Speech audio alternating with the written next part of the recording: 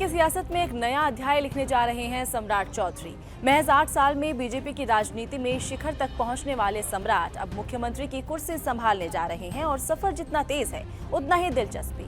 नमस्कार, जी न्यूज के digital platform में आपका बहुत स्वागत है और आज इस वीडियो में हम बात करेंगे आरजेडी से बीजेपी तक सम्राट चौधरी की सियासत की लंबी पारी की, विरासत में मिली सियासत की।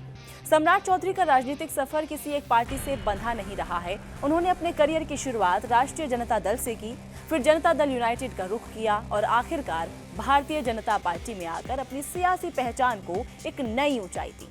90 के दशक में राजनीति में कदम रखने वाले सम्राट ने हर मोड़ पर खुद को साबित किया, लेकिन असली राजनीतिक उड़ान उन्हें बीजेपी में ही मिली, जहां उन्होंने कम समय में ही संगठन और सत्ता दोनों में मजबूत पकड़ बना ली। सम्राट चौधरी को राजनीति विरासत में मिली। उनके पिता शकुनी चौधरी बिहार की राजनीति में एक बड़े ओबीसी चेहरों में गिने जाते थे। विधायक से लेकर सांसद तक का सफर तय करने वाले शकुनी चौधरी ने अपने बेटे के लिए राजनीतिक जमीन तैयार की, लेकिन सम्राट ने सिर्फ विरासत पर भरोसा नहीं किया। उन्होंने अपनी एक अलग पहचान बनाई और हर पार्टी में अपनी मौजूदगी दर्ज कराई। राबड़ी देवी की सरकार में सम्राट चौधरी ने इतिहास रच दिया था। 1999 में वो सबसे कम उम्र के मंत्री बने थे। हालांकि उम्र को लेकर विवाद खड़ा हुआ और आखिरकार उन्हें इस्तीफा देना पड़ा था।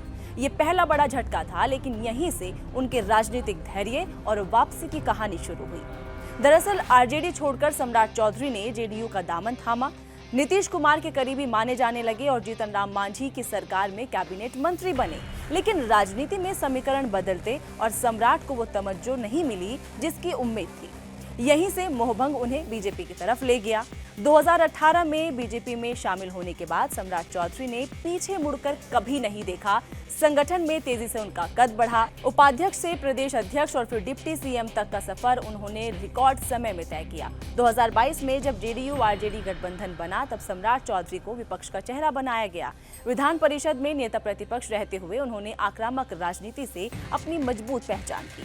सम्राट चौधरी को लंबे समय तक नीतीश कुमार के धुर विरोधी नेता के रूप में देखा गया, लेकिन राजनीति में समीकरण बदलते देर नहीं लगती। नीतीश कुमार के इस्तीफे के बाद बीजेपी ने सम्राट चौधरी को विधायक दल का नेता चुना और अब वो बिहार के नए मुख्यमंत्री बनने जा रहे हैं।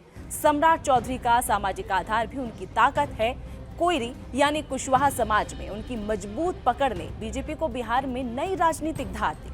आरजेडी से शुरुआत, जेडीयू में सफर और बीजेपी में बुलंदी। सम्राट चौधरी की कहानी तेज रफ्तार राजनीतिक उभार की मिसाल है। अब देखना होगा कि क्या चौधरी का ये नया दौर बिहार की राजनीति को नई दिशा देगा या नहीं।